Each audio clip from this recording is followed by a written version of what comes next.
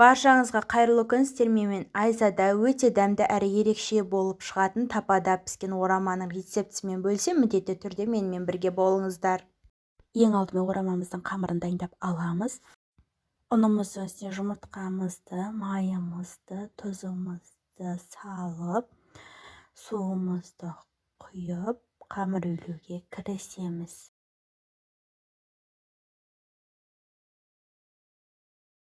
Мінекей менің осылай қамырым дайын болды. Дайын болған қамырымыздың аузын жауып қойып қоямыз.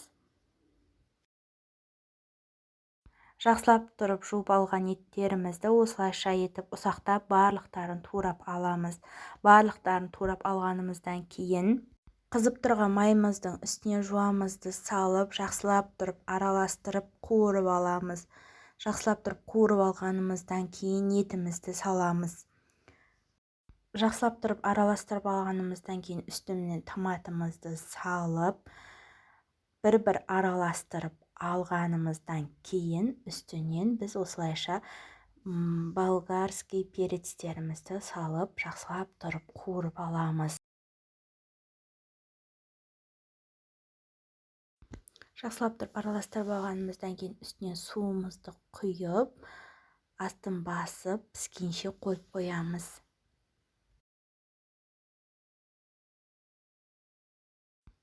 Сәбізімізді жақсылап тұрып, осылай кубиктап барлықтарын турап аламыз.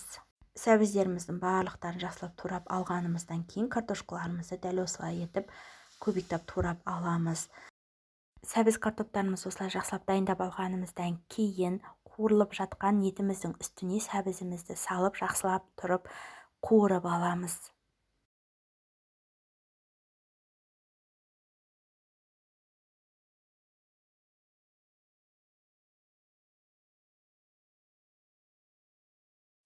Етіміз бен сәбізіміз жақсылап тұрып қуырылып алды. Оның үстіне енді біз картошкамызды саламыз. Картошкамызды салып, жақсылап тұрып араластырып алғанымыздан кейін үстінен кішкене ғана суымызды құйып, бульонымызды және тұзымызды салып, әдемілеп тұрып пісіріп аламыз.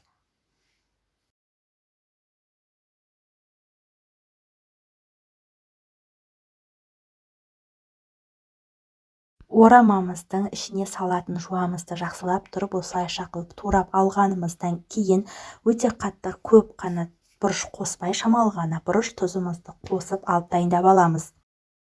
Дайын болған қамырларымызды әдемілеп тұрып осылайша жазып аламыз. Барлықтарын өте қатты жұп-жұқа да қылмай, өте қатты қалың да етпей, бір-бірдей қылып жайып аламыз. Қамырларымыз дайын болды. Қамырымыз дайын болғанымыздан кейін барлық шеттеріне осылайша майымызды жағып шығамыз. Барлық жерлеріне бір-бірдей жағылуы керек. Қамырымыздың салмасын барлық шеттеріне бір-бірдей етіп салып болғанымыздан кейін төбе жағынан мінекей осы видеодағыдай етіп орап шығамыз. Мінекей барлықтарын осылай орап аламыз. Салмаларын барлық жерлеріне бірдей салынуы керек. Табамыздың үстіне қамырымызды салып, үстінен суымызды құйып, жақсылап тұрып пісіріп аламыз. Мінекей менде осындай әдемі орама дайын болып пісті. Піскен кезде де өте әдемі болып шығады.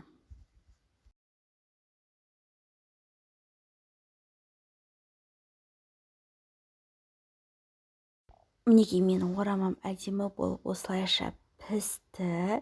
Өте дәмді әрі ерекше болып шықты. Ортасын бөлген кезде де бір-біріне ешқандай да жабысып қалмайды. Астарыңыз дәмді болсын, міндетті түрде комментарий қалдырып кетулеріңізді сұраймын.